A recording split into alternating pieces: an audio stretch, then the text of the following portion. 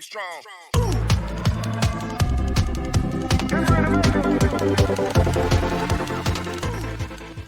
Things in the outside world change every day, and inside Sejun's prehistoric cave is no exception. He looks at the top part of the 3 carrot bulbs floating in water, already starting to sprout roots, and promptly returns them to the soil that has been prepared. Planting carrot tops also counts as sowing, and he receives some points from the system to upgrade his farming skills. These are the carrots left over from the rabbits eating a few days ago. When he sees them sprouting shoots and roots, Sejun plants them in the soil. But don't expect them to grow into new carrots, because they've already been eaten, so only the top part will develop. He'll have to wait until the carrots flower and then harvest their seeds. Looking at the flowers, Sejun feels even more fond of farming. It's a job where diligence will bring clear achievements and results over time. The tower manager asks if he has finished making the dried sweet potatoes. While he's sitting and watching the carrots, he's asked about sweet potatoes, but Sejun stands up to check anyway. The curious rabbits follow him to see what's going on, and it's perfect timing because the sweet potatoes are all dried out now. Sejun grabs a piece to try immediately. As soon as he puts it in his mouth and takes a bite, he hears a satisfying crunch. The outer skin is crispy, but the inside retains its moisture and sweetness. He and the rabbit gang feel maximum happiness that cannot be resisted. The sunlight here has created dried sweet potatoes without the need for an oven, making their flavor even sweeter. Sejun hurriedly puts them in his onion basket, ready to snack on whenever he feels like it. Busy with his hands and mouth, the tower manager jumps out and asks if he forgot something. He's asking because he wants to eat, but Sejun stares at the dried sweet potatoes and doesn't immediately hand them to the manager. He rummages through his backpack and says to wait a moment. He always brings food in a bamboo bowl, looking very rustic. Today, Sejun wants to do something different. The manager doesn't care. Whatever Sejun brings, he'll eat it right away anyway. Just a moment later, Sejun returns with a neatly tied bag of sweet potatoes, calling it a gift package of dried sweet potatoes, deliciously inviting him to eat. Isn't it cute? I made some more in the packaging workshop before, so I invite the tower manager to enjoy these delicious and beautiful dried sweet potatoes, while also keeping them moist if wrapped like this. Suddenly, the system board is unusually quiet. Just when Sejun thought there was something wrong, a thank you message from the tower manager appeared on the window. Why so polite? Sejun ponders for a moment, thinking a flying pig would love this. It really loves it. Rangsun holds the cute little bag of sweet potatoes and suddenly feels unable to swallow. How can I eat something this cute? It's an over-the-top reaction, just a bag of stuff from before. Sejun spends the whole day sitting and snacking on dried sweet potatoes with the rabbits and wonders why the 40 potatoes he dried earlier are all gone now. Suddenly, Dew flies over and excitedly hands Sejun a yellowish something. He doesn't understand what Dew is saying, but the system pops up a notification, congratulating him on receiving 2 portions of corn pollen, and the bee mastery level has reached level 2. Turns out his cornfield entered the flowering season before bearing fruit. Busy with other types of fruits and vegetables these days, Sejun didn't notice the corn, which takes longer. Now looking back, they've blossomed into a whole field. But this is the first time Sejun has learned that there is no honey in cornflowers, and bees only collect pollen. But he has heard of some functional foods using pollen supplements, so he eagerly puts some in his mouth to taste. It's a bit bitter, but overall it has a sweet, candy-like fragrance. He turns to thank the queen bee and immediately sees a bunch of worker bees flying over to drop a pile of pollen pellets into his cupped hands. Adding to the joy, Theo finally returns after days of wandering through the tower's floors. The cat's excited face suddenly turns pale when it notices the big-eyed queen bee staring at it. The cat retreats, its ears perked up with caution, afraid of the queen bee. No matter how Sejun advises, it doesn't pay attention. So Theo proactively sprinkles down some yellow things and happily escorts it home. Theo sneezes immediately, sticking its head and nose into Sejun's hoodie, making him push the cat away. Just this hoodie, buddy. I don't want to take it off. Once the allergy subsides, it proudly shows that it has exceeded Sejun's assigned task. He immediately asks about informing the family, and Theo shows him the completion contract mission. The family has received the money he sent. In a few days, Theo will come to see Dong-shik to double-check, making Sejun feel very reassured. Before, he was a poor young man, unable to help his parents. Now they couldn't dream that their son would send them 50 million and be farming with rabbits in the tower. One day, when he leaves this place, he'll tell all of these to his parents, wondering what their reaction will be. He's quite curious, thinking about the mischievous Sedal, teasing his older brother all day, and his father, who loves flowers, loves the color purple, and hates lies. Maybe the talent for farming was inherited from my father. As for Mom, suddenly he remembers the big pot of kimchi stew whenever he visits home. His parents took care of Sejun very well, so now remembering, he suddenly feels homesick terribly. He places his hand on his thigh, then reaches back to see all the rabbits and bee along with Theo here. What more could he want? Sejun affectionately cuddles them. Now he has his own family.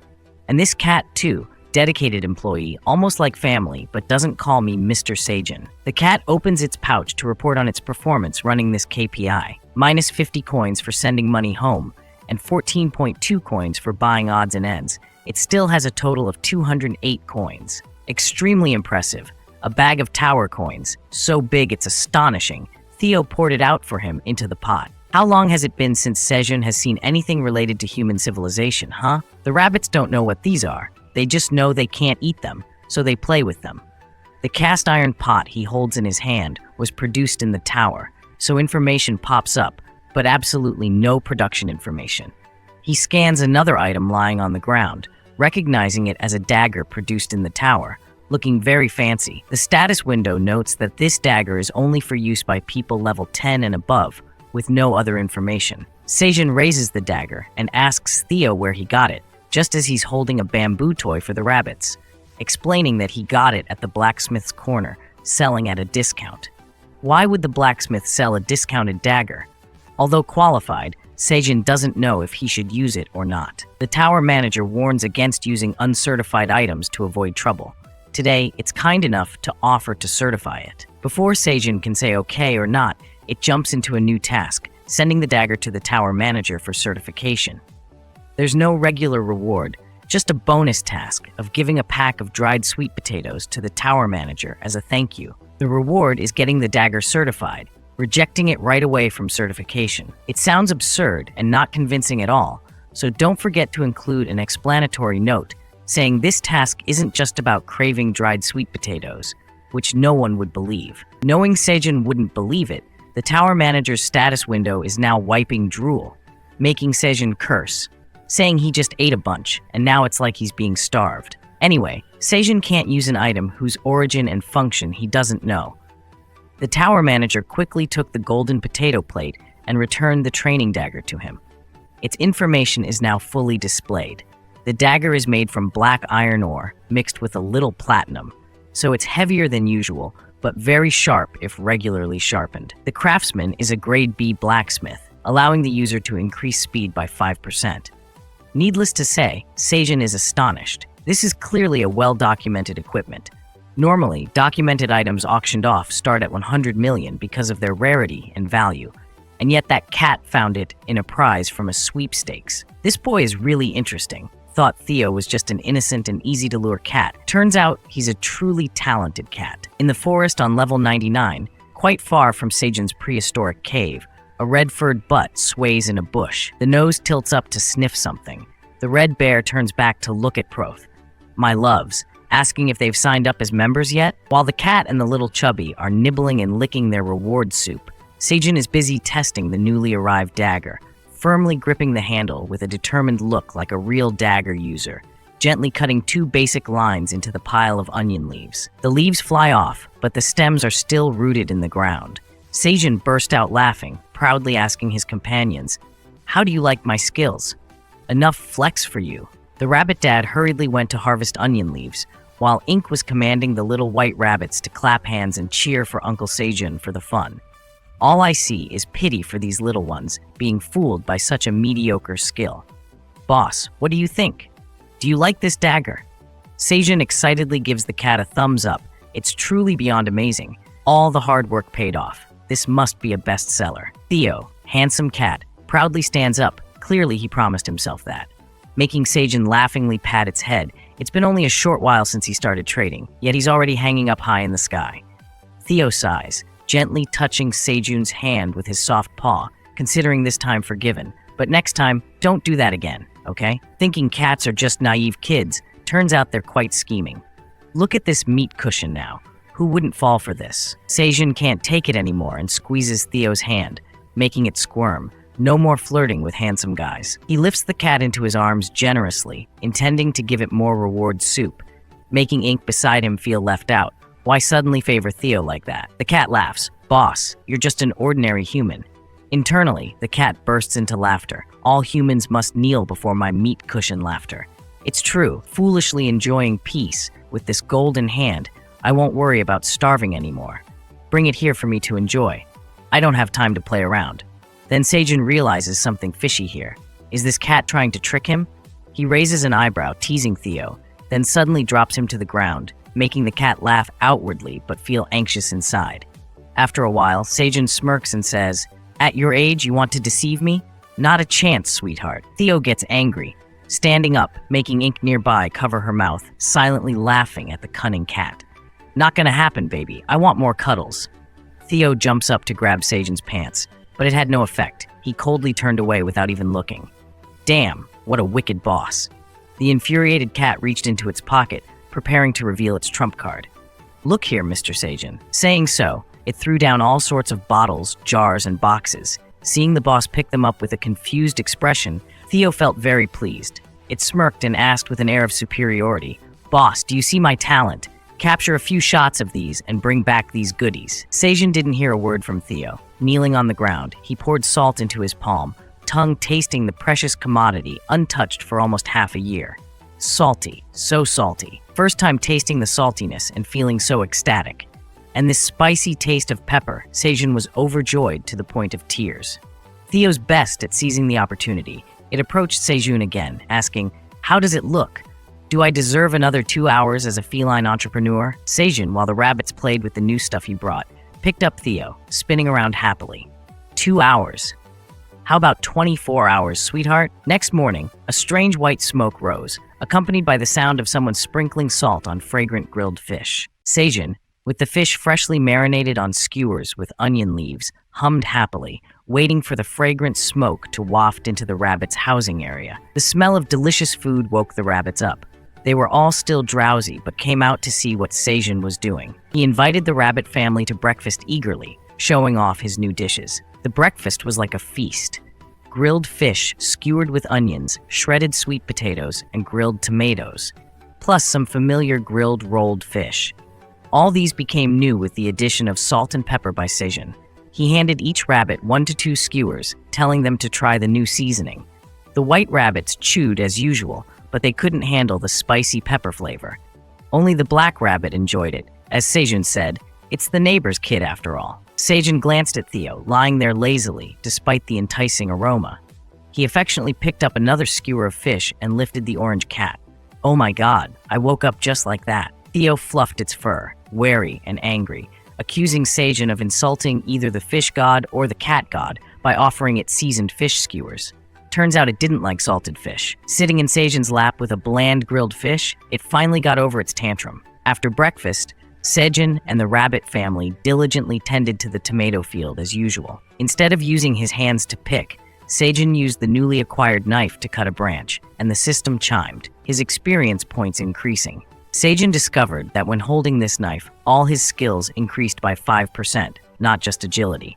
Excitedly, he held up the freshly cut tomato branch for Theo to see. Theo couldn't understand why a great trade cat like itself had to stand here holding a bag while Sejun harvested. "Wow, this cat is funny, huh? Even a chairman has to work." Startled, Theo raised its eyebrows and asked Sejun if he was the chairman. "What else?" Sejun told it to quickly gather the tomatoes and sell them.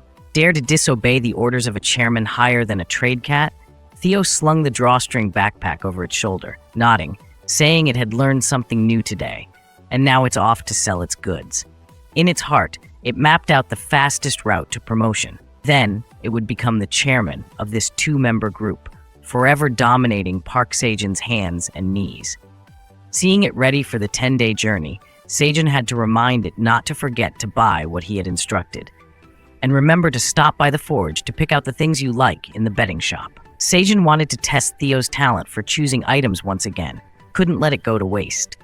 It waved goodbye to Sejun, ready to go, and in no time, it disappeared into the mouth of the cave. Suddenly, in this part, I don't understand why Sejun didn't ask Theo to tie the onion string for him to climb up instead of wanting to ask the bees. But never mind that. Let's leave that for later. Sejun had to go back to where the ripe tomatoes were. He had just cut 6, and suddenly the system popped up, awarding him 90 experience points. At this moment, Sejun noticed that what he was holding was magical grade D tomatoes, with a double usage period compared to the regular type, up to 60 days. More importantly, eating one could reduce 20 grams of fat and increase 0.2 experience points. So not only were they sweeter than before, all the benefits of these tomatoes doubled because they were grade D items. Hold on. Suddenly, Sejun remembered that these tomatoes leveled up not because of the dagger, but because he himself was already a grade D farmer. If Theo had been a bit late, it could have sold these new tomatoes for more money. But oh well. Sejun asked Ink if he wanted to try them. These tomatoes seemed tastier than the previous ones. Theo walked alone in the forest, suddenly feeling a strange urge to turn back. The secret door of the Black Tower suddenly opened. Light from the outside poured in, illuminating a figure in front of a pile of shining gold and silver treasures. In the middle of the room was a tall column about 1 meter high, with a shimmering statue on top. It was a statue of the ice dragon, sculpted by Eileen Fritani from a piece of ice in the Penguin Kingdom. Such a beautiful statue, shattered by Suntooth's hand. Not because it was secreting something, but because so it would have a place to put something else. Sejun's bag of dried sweet potatoes. It happily looked at the bag of sweet potatoes, knowing that it would never spoil in this permanent spatial bag, and it could visit it whenever it wanted. It wanted to cherish this gift bag because Park Sejun made it himself for it. Suntooth held up a crystal ball, wanting to see what Sejun was doing now, if he was cooking so it could ask for a piece. Turns out, he was sleeping with the rabbits. It thought to itself, the great ice dragon. Aileen was here. Should it patrol the area for a while? Suddenly, from within the crystal ball, Suntooth detected something was wrong. On a rock, Sejun was taking a nap with the rabbit family when suddenly the window sprang open with the alarm clock ringing, urging him to wake up quickly. The tower manager said this wasn't the time for sleeping. As if they weren't sleeping, what else would they do? He groggily sat up, suddenly seeing a dark shadow peering down from above the cave. Clearly, it was a monster.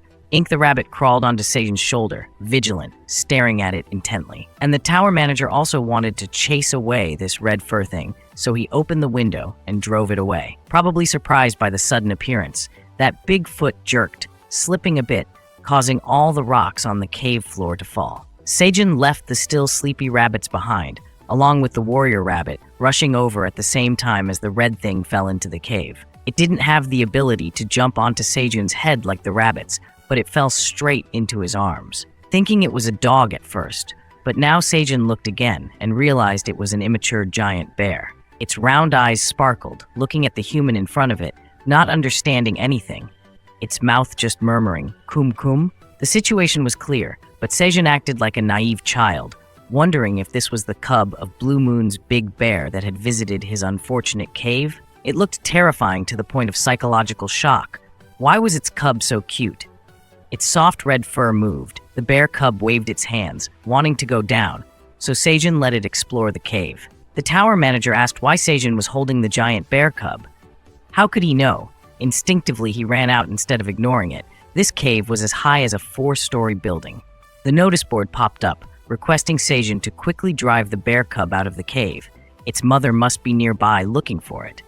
Sejun lifted it up again, thought for a moment, then let it go for the bear cub to run back to the rabbits. It's so small. How can it be let go? Or should it be left here for its mother to come and pick it up? That's a good idea, but this guy is extremely silly.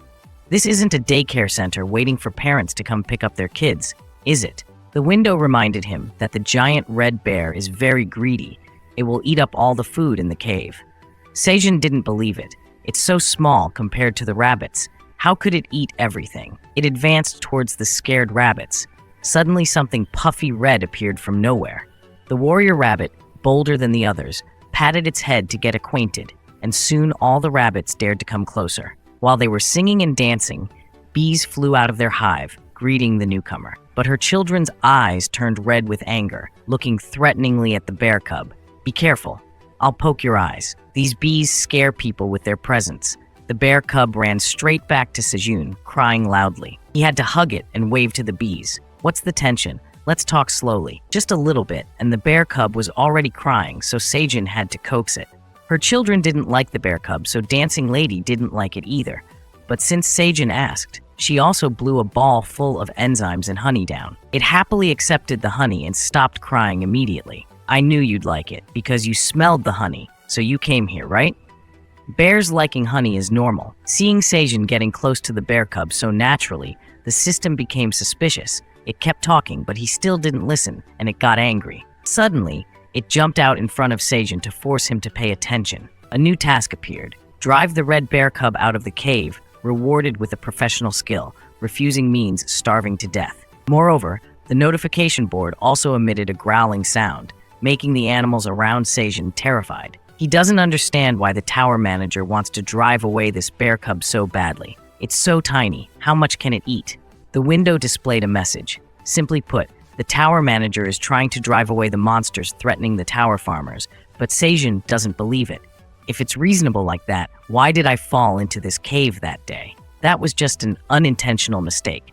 The notification popped up incessantly, urging Sejun to listen to the manager, but he persisted. Holding the red bear cub tightly in his arms, he suddenly blurted out, "Someone once said that falling into this tower was also a mistake."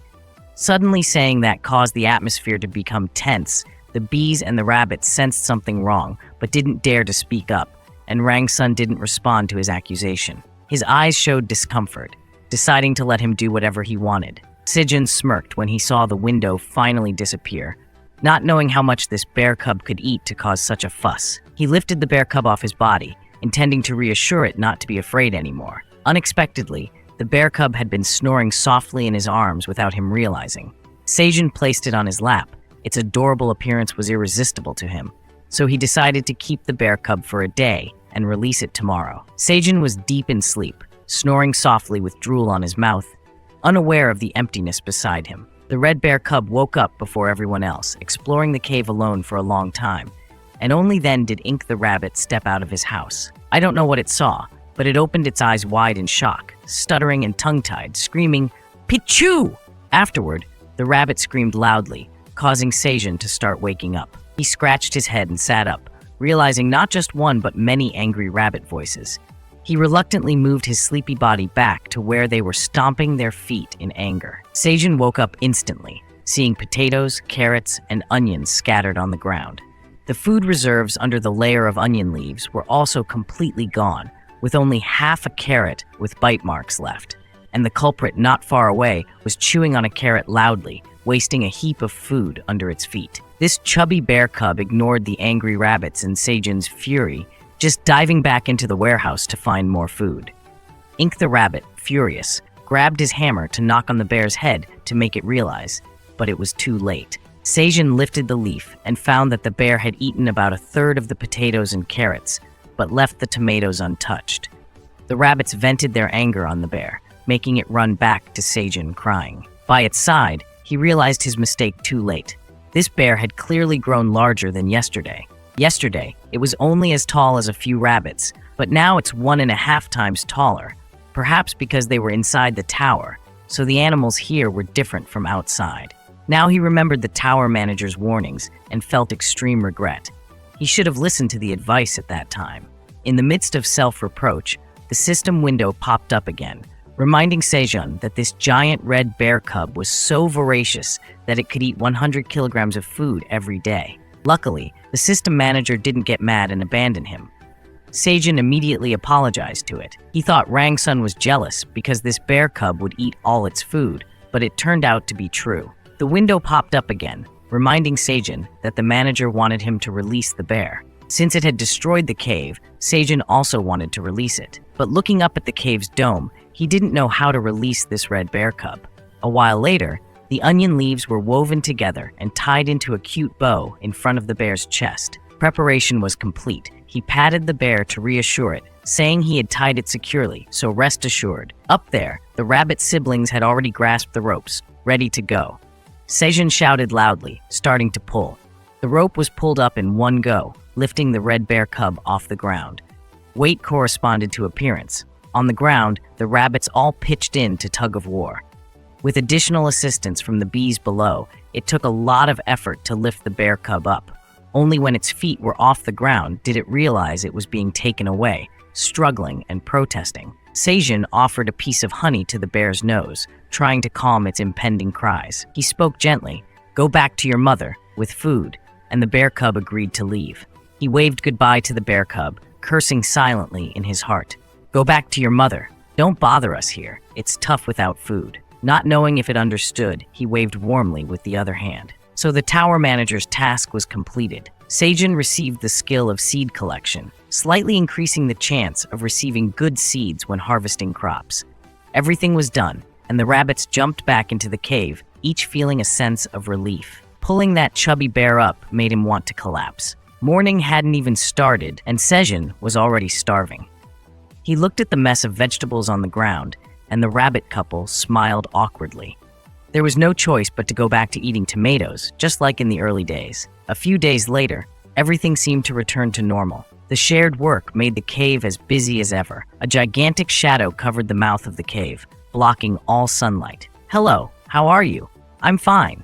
Thank you, and you?" The bear cub waved to the farmers below with a cheerful face.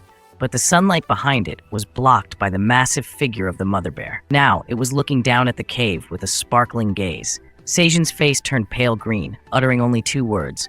"Mother, darn it! Why did the mother bear come here?" Sejun was horrified, sweating profusely, and even the white rabbits hugged each other in fear. Little Ink, though a bit worried, still bravely held her hammer, ready to fight at any moment. And the cowardly uncle thought the bear came to eat him, imagining it stuffing him into its mouth to avenge its cub. "Oh heavens, I don't want to die yet, boo-hoo." Terrified by his own thoughts, Sejun turned pale, immediately kneeling down, tears streaming down as he begged the mother bear. "I'm just skin and bones, not tasty at all. Or you can eat these rabbit kids for now."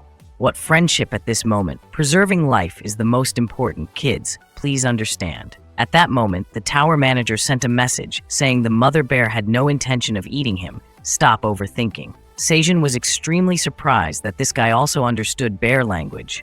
Could he also be a giant bear in disguise? He knew all sorts of languages, except the language of love, which he had never heard before. Back to the main issue. The red bear just wanted to ask for honey for its cub. Sejun widened his eyes again. Just that? So it really didn't come here to deal with him. The mother bear at the cave entrance suddenly roared, bursting the human's delusional fantasies. With an unusually gentle gaze, she slowly reached down into the cave mouth, and the red bear expressed its intention to protect the area around the cave and receive honey as payment. Seeing the sharp claws of the bear gently touch the ground, with no intention of attacking anyone, both humans and rabbits were extremely relieved. Luckily today, they managed to keep all the labor force, lost a bit of honey, but gained 2 healthy ones. Why not agree? The local farmers happily accepted the mother bear's proposal. Manager Fang Sun sent a message asking Sejun to climb onto the bear's paw, so he did. Seeing the old man about to leave the cave mouth, Little Ink below waved goodbye, looking no different from a tearful farewell scene. Looking down at the dedicated garden from above, Sejun emotionally thanked everyone. Because of them, he became who he is today. Finally, he escaped the scene of the frog sitting by the well and came to the real world of the Black Tower. It sounded great and promising, but as soon as he arrived, Sejun hurriedly raised his hand to shield his eyes from a very bright light shining directly on his face. As he got used to it, he looked at that thing, a bright ray rising into the blue sky, surrounded by towering mountains reaching the horizon. The vast space in front of him amazed Sejun.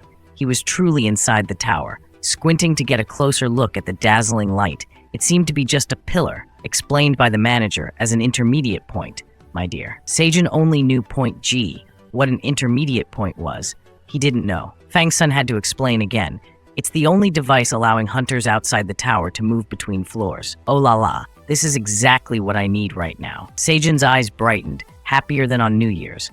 Just need to use the intermediate point to escape from level 1 and get out of this weird place. But how to get there, he still hadn't figured out because he was too busy thinking and didn't notice the cub below calling out loudly. Perhaps the cub was jealous because this awkward guy kept standing on its mother's hand. The mother bear understood and immediately dropped Sejun, who was lost in thought, down below. Walking through that desolate area was a sure ticket to the other world. Where there's a will, there's a way. Sejun immediately turned to ask the giant bear servant to take him to the column, but immediately got refused. Its head also shook quickly, not kidding. In fact, that place wasn't the territory of the red bear. And besides, you had to defeat 3,000 monsters to get there. If it went, then who's going to take care of the cub at home? Sejun looked regretfully at the teleportation gate. Hearing about fighting monsters made his head ache. The mother bear pointed to the forest in front, meaning her territory only stretched from there to the surrounding area. Most monsters wouldn't dare to come to places like this, so if he wanted to go out, sorry, the red bear couldn't protect him. While Sejun reluctantly accepted the painful truth, the animals on the farm had also arrived. Ink carefully brought a backpack up for the old man, and the mini red bear brightened up when it saw Ink. It ran over and hugged the older brother, who led it back to its mother. Initially, Ink was startled, but now he happily rubbed the big bear cub's head. Seeing Dio, the mother bear immediately exhaled a breath, demanding honey. This made the cub scared, hiding behind Sejun's back, promising to make it. He immediately pulled out a bottle of top-grade honey. While licking the honey off Ink's fingertips, the cub suddenly saw something delicious. It ran over to Sejun's side immediately, obediently extending its hands to catch the stream of golden, delicious honey. Seeing the mother bear watching her cub eagerly sucking honey, Sejun offered to share some with her, but she shook her head in refusal. Such precious things must be reserved for its cub, because the two of them have had such a hard time in this dog-eat-dog, chicken-eat-stone place with hardly anything to eat. The cub couldn't grow well, always remaining skinny. It wasn't until it came to Sejun's den that it really started to grow in size. Sejun's mouth twitched at this, so it ate almost all of the old man's supplies, and it didn't grow at all. The cub brought the farm's fellow farmers into a war famine. The mother bear believed that the queen bee's honey had helped her cub grow quickly, making the shy girl hide behind Sejun. Now he wondered if there was no food here. How could the mother bear endure hunger? Rang Sun said the big bear ate a lot. The mother bear had been looking for her cub for 3 days without eating, which made Sejun panic. How could you neglect yourself like that? You can't let your potential slaves die before they've been fully exploited. He immediately ordered Ink to prepare the equipment. Today, he would demonstrate his cooking skills for everyone to admire. Ink was in charge of hitting the fish heads. The white rabbits quickly chopped carrots. All the ingredients were boiled in a pot of water and cooked over a big fire. Sprinkle some chopped green onions on top, and a delicious soup was complete to the last drop. Sejun tasted a spoonful of soup, extremely satisfied with this dish. The two rabbit brothers also helped make some other dishes. Spread out a tableful of grilled fish, grilled tomatoes, and Vedette's tomato soup. Looking at the wonderful array of dishes in front of them, the mother bear was extremely surprised, and even though the cub was full, it still drooled. Sejun proudly introduced the nutritious fish soup. Though it was a bit lacking in ingredients, it was still delicious. You have to eat well to have the strength to serve me. Take care of the cub.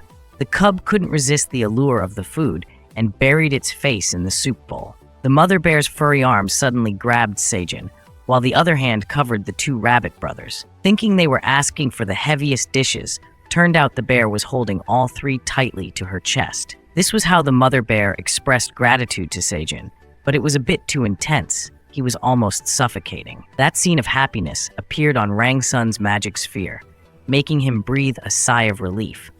Since the cub left the den, Rang Sun had been closely monitoring the mother bear, fearing she would attack Sejun, but who knew she just wanted food for her cub. The strong bond between mother and cub touched Rang Sun's heart, so he proposed to act as an interpreter for the mother bear. The unexpectedly good result made the tower manager extremely pleased. With the mother bear now protecting Sejun, Rang Sun would have one less task, just staying at home waiting for food to be served.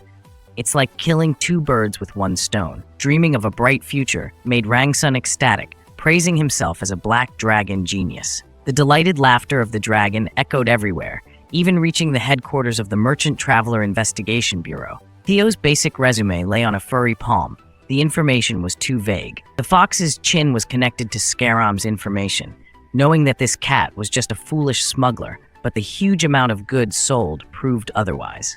"Hello, Mrs. Zareth." The secretary dog entered the room carrying a dossier. reporting that after the theft at Grid's warehouse on the 55th floor, some goods had been smuggled into the black market. Here's the list of stolen items the director requested. Zirath didn't like that Grid guy much, because he was a ruthless landlord who robbed from the poor to give to the rich. Glancing over the report, he grumbled continuously.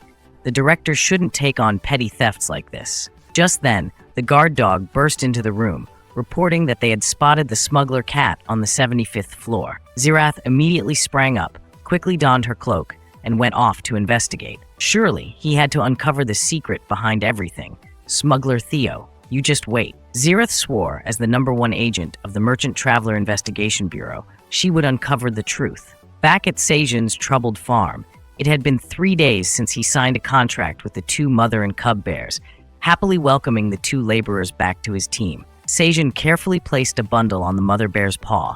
Who else is as good as him? Even the patrol staff prepared food. Every morning, she would leave the group to patrol around, while Sejun and the rabbits at home continued to try to improve the land outside the den. However, the situation was not very promising because the land up here was very different from the fertile land under the den. Not even the magical shovel of the little rabbit could do anything. Sejun discovered that under the hard, dry soil, there were a lot of rocks.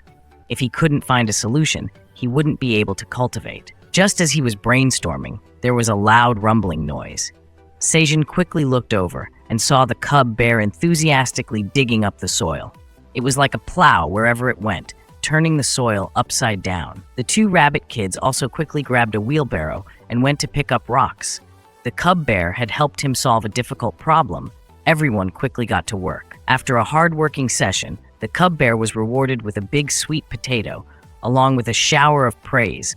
Amazing good job, baby, while the rabbit kids were still diligently picking up rocks. Seeing the cub bear happily munching on the sweet potato, he suddenly realized that in just a few days, it had grown so much bigger. If he had insisted on keeping the cub bear in the den, they might all have died by now. After resting, even the boss had to get to work. Sejun planted a sprouting sweet potato in the ground because this piece of land was too barren, so he had to plant various types of tubers first. Then he waited for the soil to become looser before planting tomatoes. That smart calculation helped him gain more experience and seeding skills. Suddenly, the sound of the cub bear digging the soil attracted Sejun's attention.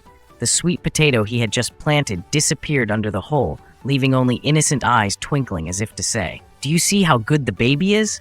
Oh my god, I'm dead. You broke my stuff again, bear."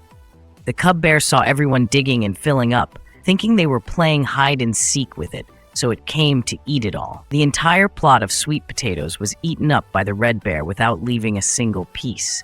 Sejun's and the 2 rabbits' efforts from morning till now were in vain. The cub bear realized its mistake, so it sat down sulking in a corner, even getting scolded by the white rabbit for making things even more difficult. Sejun sighed, trying to find a way to keep the red bear sitting still. Only then could he teach it how to farm and reduce the damage again. On the 38th floor of the Black Tower, Theo was making a splash with the miraculous auction of cherry tomatoes. "Today I brought 1,800 tomatoes here. 300 at a time, please."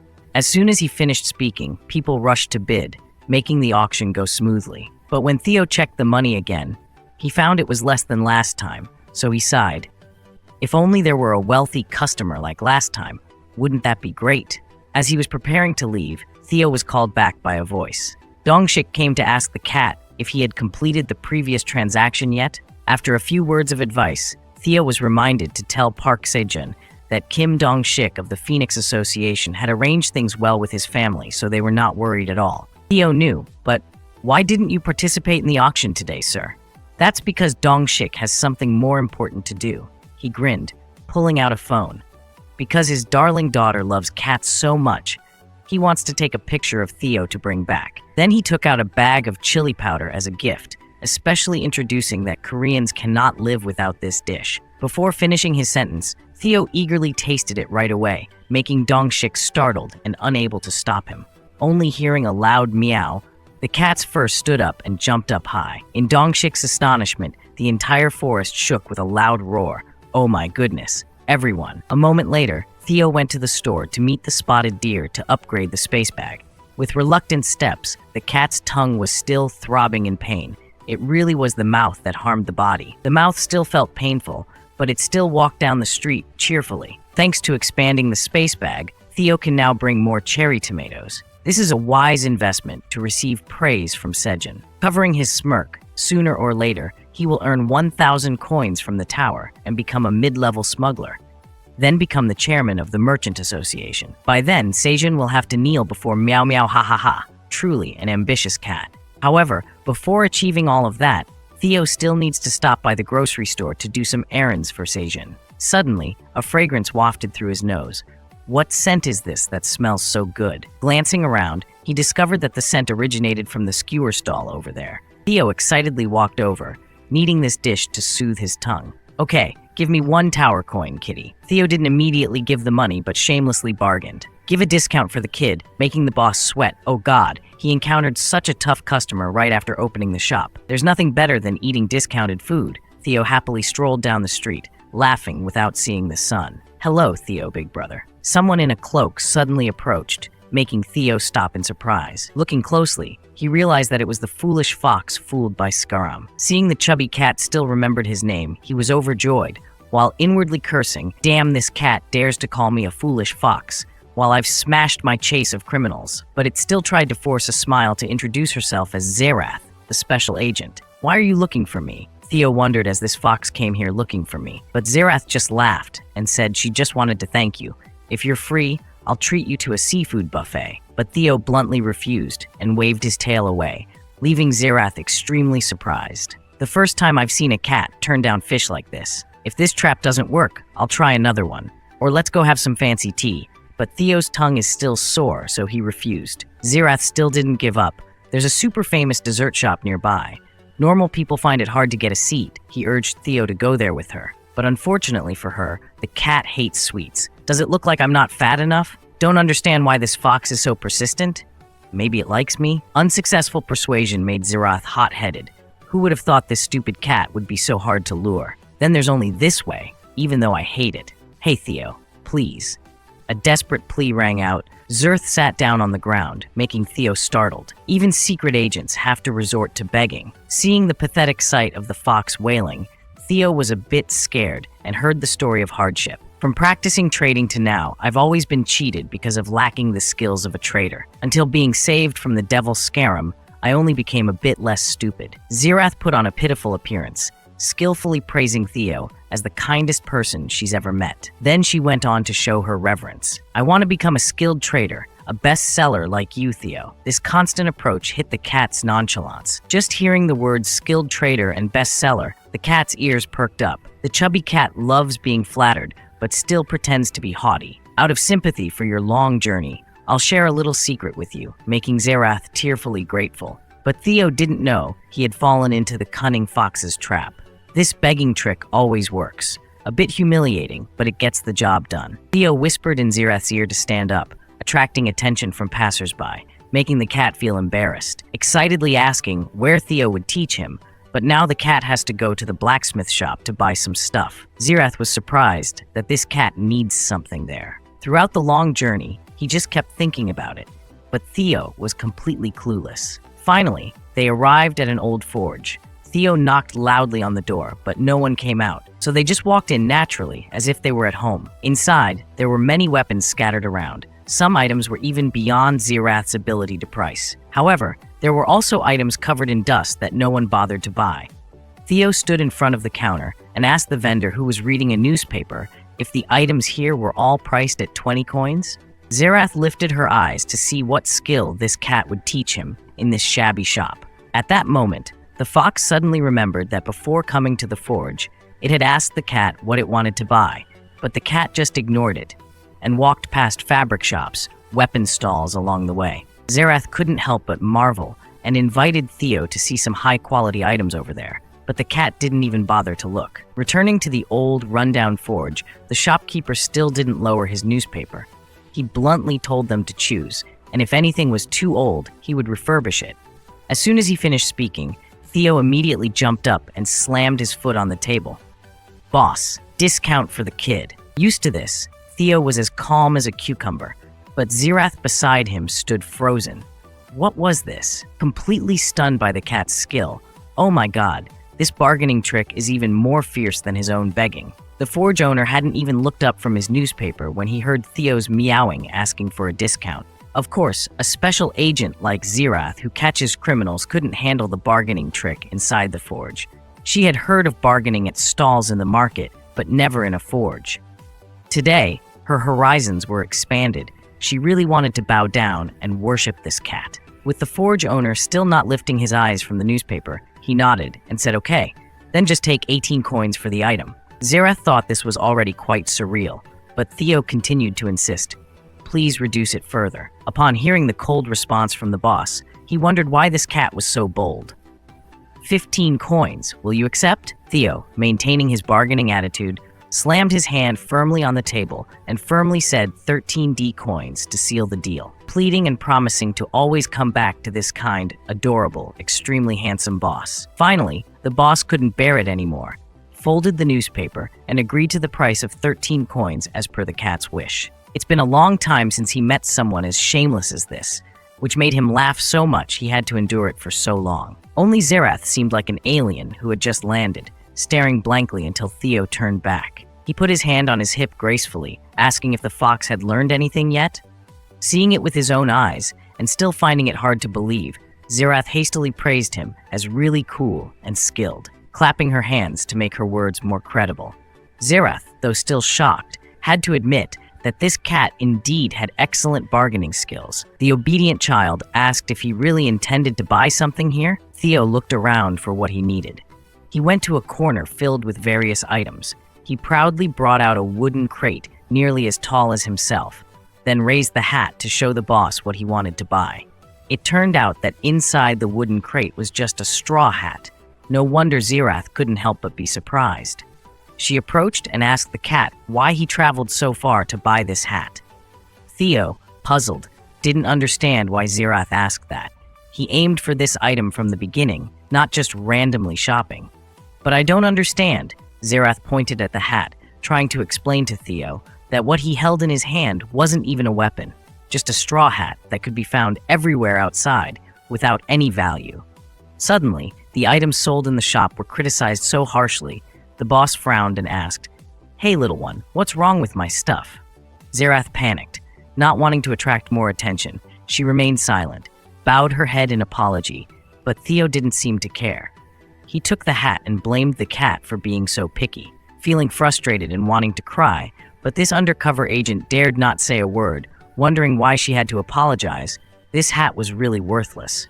Well, let them say what they want, criticize as they will, but in Theo's eyes, what he wanted was already in hand. So he raised the hat and said, "I like this one. Let's finalize the deal." He really liked this hat, ever since he saw it, and since Mr. Sejun allowed him to buy anything he liked, Theo liked it even more. Zerath followed the best-selling cat out of the forge shop, her face still lowered, not daring to look up, until Theo said he had taught her everything and it was time to part ways. She finally raised her head and asked what he meant. "Well, my trading skills have been proven to work very well already. You ask, I answer. I've done my part. Hope to see the name of the merchant Zerath on the leaderboard soon." After the encouragement, Theo turned and waved with the straw hat to return to Mr. Sejun's place on time. Zerath felt a bit disappointed, but didn't insist on following that cat anymore. Not daring to speak or breathe, having to look at someone's face made her feel very uncomfortable, so now she just withdrew. Suddenly, the image of Theo waving with the straw hat appeared in Zerath's mind. She immediately turned back to watch Theo waving the expensive item he had just bought from inside the shop, feeling confused. It was the hat she had criticized so badly. Now it looked familiar. Zerath vaguely remembered it was the last item on the stolen list reported by the landlord grid. Then she dismissed the thought. Maybe straw hats just look alike. How could a straw hat sold in a forge shop be on the list of valuable stolen items beforehand? And nobody would buy stolen goods so openly. But Zerath felt very strange. Why did she always have this thought? In his prehistoric cave, Sejun was shaking the bunch of dried flowers, letting the black seeds fall into the onion leaf basket he had woven. He reached in and estimated how many carrot flower seeds he had harvested this time. Sejun happily mumbled about his plan to plant half in the cave and half on the ground. Because the baby bear stayed here with him and the rabbits, so everyone had to reduce the amount of carrots stored by half, avoiding the situation where the red bear sneaked in and ate them all. Sejun thought it was okay. Anyway, they needed time to get used to each other. Behind him, Ink and Chubby pushed a cart full of fish and shouted "Pee Pee Pie" a few times, indicating they asked Sejun to think about today's menu for them. After thinking for a while, he said to make fish soup, as here, the skillful rabbit could easily hunt fish with its excellent spear skill, while he went to get some cherry tomatoes to make a separate soup for the pregnant mother rabbit. To make the dish even better, Sejun went to the garden to pick fresh cherry tomatoes. As soon as he touched them, the status board popped up, notifying that in addition to harvesting cherry tomatoes, the harvesting skill had increased by an additional 5% to level 4. From this level onward, Sejun would receive a new effect. Waiting for him to finish reading those lines, the system introduced the effect of level 4 harvesting, which turns vegetables and fruits into a perfect state for harvesting, whether they are still green or overripe. The last small line mentioned that the level of the harvesting skill could increase further with a very low probability due to this effect. Hearing that the probability was very low also made Sejun happy. Thinking about being able to harvest crops at a higher level, getting only good quality items, already made him happy. He still remembered the taste of a ripe cherry tomato, making people drool uncontrollably. After reading the notification again, Sejun vaguely realized that upgrading the job to level 4 would trigger this effect. So he had to try harder to harvest and unlock more auxiliary skills. The rabbits behind him shouted loudly, calling him to cook. Sejun stood up and immediately smiled at them. Now he needed to cook for the pregnant mother rabbit, no more distractions. Cutting a few carrot leaves was the last step. Sejun gently dropped them into a large bowl and placed the fragrant fish soup in front of the rabbit couple. He introduced it as clean fish soup, containing Sejun's boundless love for the mother rabbit. The simple ingredients included fish, carrots, and onion leaves cooked for a long time, creating a fragrant aroma. Seeing the rabbit couple excited, Sejun couldn't help but urge the mother rabbit to eat quickly. Even without feeling hungry, just tasting this dish made one crave it. Now the most important thing was to nourish health. Your kids are doing great at farming, so the rabbit dad can relax and take care of his wife. Seeing the mother rabbit obediently eating the soup handed to her by the father rabbit, Sejun happily told Ink to wait for his turn. Soon they will meet the cute little rabbit babies. From above the prehistoric cave, the mini red bear waved its hand, calling Sejun to come quickly. It was time for him to go up and sow the seeds. So he immediately put on his backpack, hugged the box of tools, and instructed Ink and Sickle rabbits to stay and help with the work. Together with the other 3 rabbits, Sejun approached to check the rope made from onion leaves and tied one end of it to his waist. Having finished preparing, he pulled the rope once again, waving his hand to announce that he was ready. The mini bear circled around a rock, using all its strength to pull the onion rope towards itself. It was surprisingly simple but worked well. The mini red bear didn't use much effort to easily pull the rope towards itself, gradually lifting Sejun up.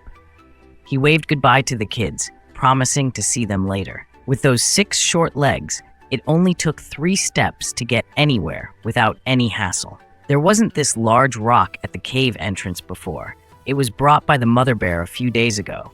Sejun only got this ladder running on rice to take him to the ground without pressing any buttons. Since the mother bear and her cubs appeared, Sejun's daily schedule changed to working on the ground in the morning. Looking back at the large rock looming over him, casting its shadow over him, Sejun still couldn't believe that the mother bear alone could carry him so easily. The simple explanation was that he needed a rock as a trap to tie the rope. The mother bear was extremely enthusiastic in giving him a rock as big as a small mountain. The clear difference in strength made Sejun wonder. Maybe he was on level 99, so creatures with such terrifying strength appeared.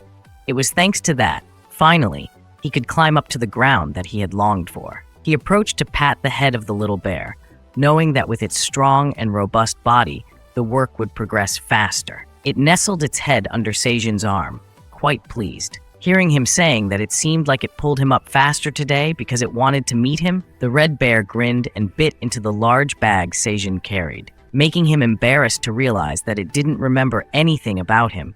It just wanted to meet the food a bit faster. He opened the bag to show the little bear a bag full of grilled sweet potatoes wrapped in onion leaves, fragrant. Sejun went to great lengths because he knew the little bear had only eaten raw potatoes before, never tasted cooked ones. Sure enough, as soon as the little bear tasted the first potato, its eyes lit up, its mouth watering with excitement. With one potato in each hand, it grabbed one after another to put into its mouth, chewing eagerly, making Sejun worry it might choke. He had to remind it to eat slowly. There was no need to rush. After eating for a while straight, reaching the last potato, the little bear suddenly stopped as if it remembered something. Thinking of its own idea, the little bear held the last potato horizontally and then jumped forward to the front yard with its 4 legs. Sejun was surprised to see it squatting and doing something, so he approached and asked what the little one was doing. With a proud expression, it moved aside for Sejun to see a potato placed on a small hole it had dug by hand. Seeing how it patted the soil proudly, Sejun asked incredulously, "Don't tell me you're planning to plant grilled sweet potatoes in the ground. Wait for them to grow up and then eat them?" The little one nodded eagerly, and Sejun and the 3 rabbit siblings burst into laughter, rolling on the ground, leaving the confused bear cub. Laughing until tears streamed down his face, he sat up and explained, "These sweet potatoes won't sprout, little bear. None of the potatoes roasted with fire will grow roots." The red bear looked embarrassed, which made Sejun find this comedy even more amusing. "It's delicious to that extent. Just say you want more." "What else? Sweet potatoes are something his garden has in abundance." Wiping a few drops of water from his eyes, Sejun happily said, "It's been a long time since I've laughed like this." Unexpectedly, his hand touched something slimy. Sejun looked down and saw a dead fish head staring back at him, turning his face pale. Looking a bit further, he noticed a school of piranhas, some facing up, some wagging their tails towards the sky. The common point was being buried in a hole on the ground. All of them were dead, emitting a rotten smell, making the scene 3 parts gruesome, 7 parts helpless. Looking at the frightened rabbits, he muttered that he needed to hold additional classes to supplement their knowledge. He couldn't let this continue. The rabbit children agreed immediately, only the red bear didn't understand why its efforts were being denied by everyone. It just wanted good food every day, and now its stomach was growling even more. Inside the prehistoric cave, the castle of the bee queen was filled with the buzzing sounds of the tiny wings flying around diligently. The light from outside illuminated the small hexagonal cells, shining on the bee queen sitting quietly in a corner. Her hand hugged something white, her unhappy eyes staring intently as if deciding what to do. Just as the sky was clear and the breeze gentle, the mini red bear suddenly stood up, blocking all the daylight, its face dark, its eyes glowing red as it stared at Ink Rabbit in front, holding a hammer. It gripped the handle firmly, determination filling its voice as it shouted "Hiya!" as if about to clash with the enemy. But the one facing it showed a happy face as if meeting an old friend. Just as the bear lunged down to grab Ink, it leaped high above its head, landing behind its neck and tapping it 3 times from the neck to the tail. Feeling proud of hitting the target, the bear's large hand suddenly grabbed Ink, hugging it tightly. So they both cheered happily, the red bear sticking out its tongue to lick its face like a candy, then tossing Ink up as if celebrating or cheering. Sejun sat watching them for a while, feeling stunned, not understanding if these two were training for combat or playing around in such an odd manner.